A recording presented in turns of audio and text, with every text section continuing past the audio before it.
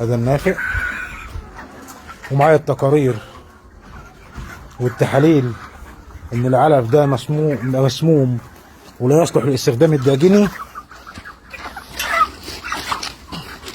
وده علفهم اهو، ما تمشي حد زور ويجي ياخدوا العلف ويحللوه بنفسهم كمان. ادي العلف رمل الدواجن اللي نافق يوم واحد. الفراخ كلها ميتة، هي كلها سموم. ادي الشكاية النافق، وده عنبر واحد ونطلع حوالي اكتر من 2000 فرخ، وكل ده بسبب علف الاهرام. ادي صورة العلف، ادي العلف خراب بيوت، علف كله مضروب، كله سموم. وده نافق يوم واحد يا جماعة. العلف اللي جاي من عند الحاج ثروت العشري، محدش ياكل فراخ خالص من علف الاهرام لانه علف كله مضروب ومسموم. ادي الشكاير النافق اهي اهي اهي،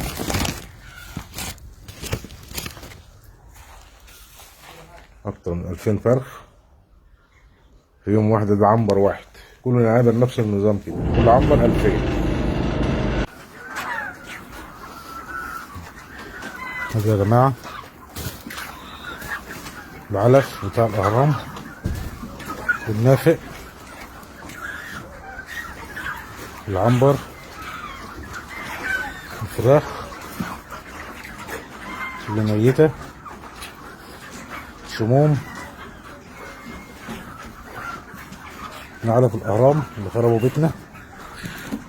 ادي العلف، الفراخ كلها سموم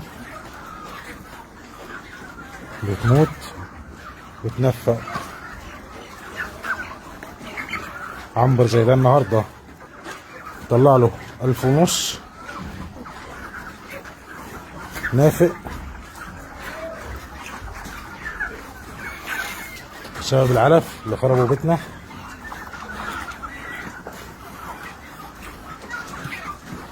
نروح نحلل العلف هتلاقيه كله سموم، والاوكرا توكسين فيه 18،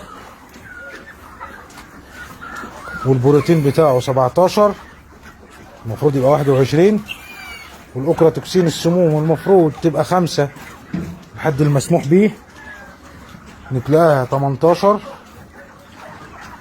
ادي النافق العنبر، عنبر زي ده من الصبح اخر النهار طلع له 1500 نافق زي ما انتوا شايفين. والفراخ اهي، وادي النافق اهو، كل مكان في العنبر. علف الاهرام ما شاء الله عليهم. ادي النافق كل حته في العنبر. عنبر زي ده طلع له اكتر من 1500 في يوم واحد، ما شاء الله عليهم وعلى علفهم. كله سموم، محدش يجيب العلف ده خالص، وانا مش هسيب حقي، مش هسيب حقي من شركة الاهرام والعلف بتاعهم. هذا نافق غير الشكاير اللي بتطلع وطلعت.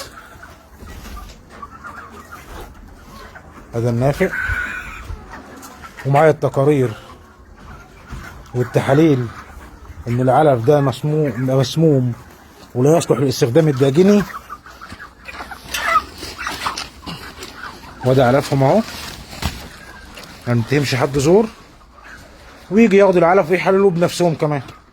ادي العلف رمل الدواجن